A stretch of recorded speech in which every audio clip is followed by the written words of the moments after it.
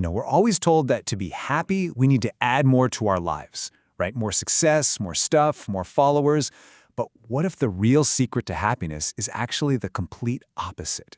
Today, we're going to dive into a pretty radical idea that true happiness isn't found in what you gain, but in what you're willing to let go of. Seriously, just sit with that for a second. What if the joy we're all searching for isn't something out there we have to chase down?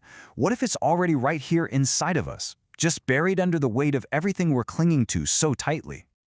And that's really the heart of it all. Happiness as an act of unburdening, of creating space. This idea completely flips the script on what we're taught about achievement, suggesting that real, lasting peace comes from subtraction, not addition.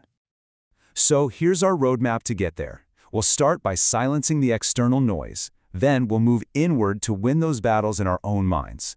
After that, we'll release the baggage of the past and finally discover what it truly means to be your unburdened self. Okay, first up, let's tackle the things outside of us that just drain our energy. These are the external forces that quietly, and sometimes, not so quietly, poison the very soil where happiness is trying to grow. We've all got them, right? The ones who just leave you feeling heavy after a conversation. The important thing to remember here is that removing these people isn't about hate.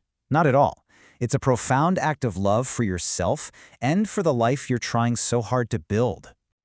This quote just hits so hard, doesn't it? It gets right to the core of it. Protecting your peace isn't selfish, it's a non-negotiable act of survival. You simply cannot rise up while you're holding hands with people who are committed to pulling you down. But it's not just people who can steal our joy. There's another, much quieter thief: comparison. We scroll through our phones looking at everyone else's perfectly curated highlight reels, and it plants this little seed of doubt that our own journey isn't good enough. It totally blinds us to our own progress. So how do you fight back? Well, the antidote is appreciation. It's about shifting your energy from envy to empowerment. The moment you stop looking sideways at what everyone else is doing, you can finally start looking forward, focused on your own path, and actually celebrate how far you've come. Okay, so we've looked outward. Now let's turn that spotlight inward. Because let's be honest, the heaviest weights we carry are usually the ones inside our own heads, those mental habits that keep us stuck playing small. Ugh, that voice. That quiet but constant inner critic. It's the one that whispers in your ear right when a big opportunity comes along, making you hesitate, making you think you don't belong. It's not loud, but man, it is persistent, and it can shape your entire life if you let it. So how do you fight this voice? The secret isn't waiting for the doubt to go away. It's about acting despite it. See, confidence isn't something you're just born with. It's a skill you practice. You take the action, and slowly but surely, the voice of belief gets stronger than the voice of fear. And then there's the other big internal battle: overthinking. Oh, it's like being trapped on a mental treadmill. You're running and running, exhausting yourself with a million what-ifs, but you're not actually moving forward an inch. It feels like you're being productive, but really, it's just paralysis stealing your peace.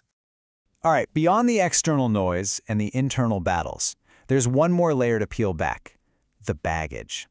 This is all the stuff, physical, emotional, behavioral, that we drag along with us, often without even realizing just how heavy it's become.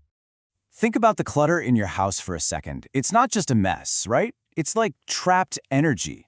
Well, it is the exact same thing with our minds. Emotional clutter, old regrets, worries, replaying conversations over and over, it makes our minds feel just as stuck and overwhelmed. This is so true when it comes to grudges and anger. Holding on to that stuff, it doesn't punish the other person, it punishes you. You're the one holding the burning coal. It chains you to a moment in the past and lets someone else's actions keep controlling your emotions long after the fact. And this is exactly why forgiveness is really about setting yourself free. It's not about saying what happened was okay or even needing to talk to that person again. It's a personal, inward decision to stop carrying that weight so you can finally reclaim your own peace. And finally, there's people-pleasing. It's this habit of betraying our own needs just to keep other people comfortable. It's rooted in a fear of being disliked, but the price is huge. It silences your voice, it dims your light, and it pulls you further and further away from who you really are. So, after all this subtraction, what are we left with? Well, this isn't about becoming empty. It's about becoming you. It's a powerful act of reclaiming the energy, the clarity, and the freedom that were there all along, just buried. See, every act of letting go isn't a loss. It's a trade up. You trade toxic people for your energy. You trade comparison for your own unique vision. Every single time you release something that weighs you down, you reclaim a piece of yourself that was buried underneath it. And that brings us to the ultimate truth of this whole thing. Happiness was never lost. It was just buried. It's what's left when you finally clear away all the things that don't belong. It's the peace that rises to the surface the moment you decide to choose yourself. So, I'll leave you with this question.